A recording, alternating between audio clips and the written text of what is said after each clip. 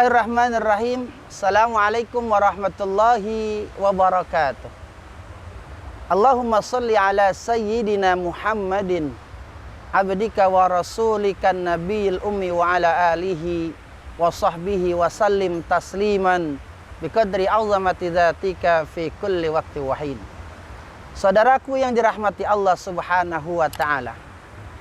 Inilah sebuah gambaran kehidupan yang digambarkan oleh Rasulullah sallallahu alaihi wasallam, bahwa kehidupan yang kita jalani ini bagaikan lautan yang luas tak bertepi, ombak yang datang silih berganti, dan juga lautan yang begitu dalam yang tidak terdeteksi.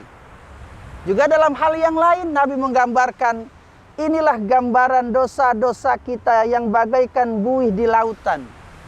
Dan itulah manusia, mahalul khata' wan nisyan, tempatnya melakukan salah dan dosa.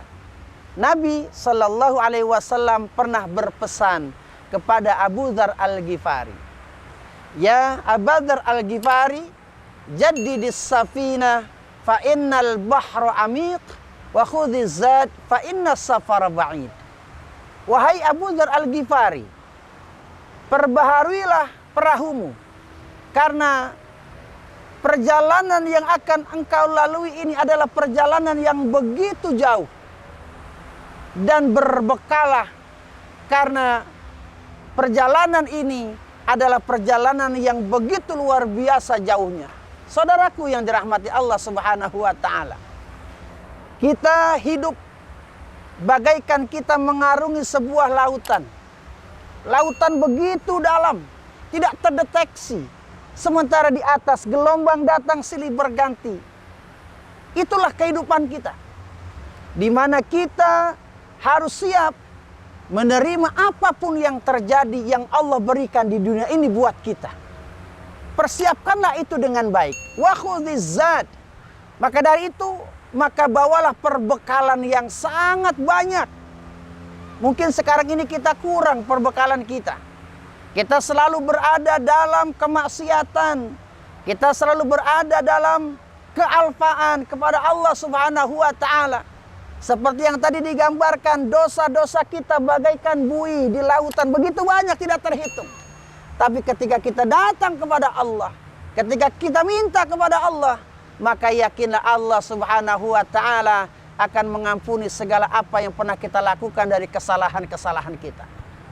Saudaraku yang dirahmati Allah Subhanahu wa taala, apa perbekalan yang harus kita lakukan? Perbekalan yang harus kita lakukan adalah bagaimana kita memperbaiki amal soleh kita. Amal soleh yang kita lakukan. Karena selama ini mungkin kesolehan kita kurang. Karena itu nanti yang akan dihitung oleh Allah Subhanahu wa taala di dalam Al-Quran. Selalu berdampingan antara iman dan amal soleh.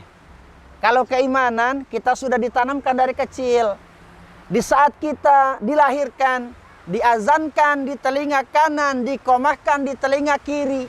Lalu ketika kita sudah balik, maka kita mengerjakan pekerjaan ibadah-ibadah kepada Allah Subhanahu wa taala. Maka saat itulah ada kekurangan-kekurangan yang kita lakukan. Kesolehan ini nanti akan membawa kepada ketakwaan kepada Allah Subhanahu wa taala. Fatazawwadu fa inna khairaz zadit taqwa.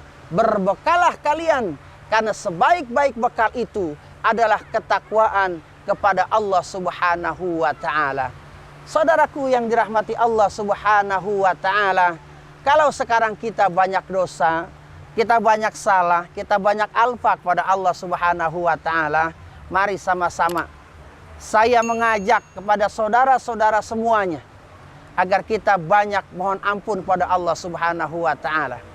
Ini yang harus kita lakukan, karena tidak ada zat yang bisa mengampuni segala kesalahan kecuali Allah Subhanahu wa taala.